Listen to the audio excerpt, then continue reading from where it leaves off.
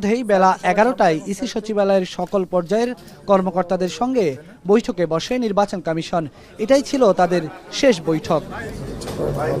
মাত্র আধা ঘন্টার কম সময় ধরে অনুষ্ঠিত এই বৈঠকে বড় কোনো বক্তৃতা দেননি সিইসি, শুধু আনুষ্ঠানিকভাবে বিদায় নেন সবার কাছ থেকে।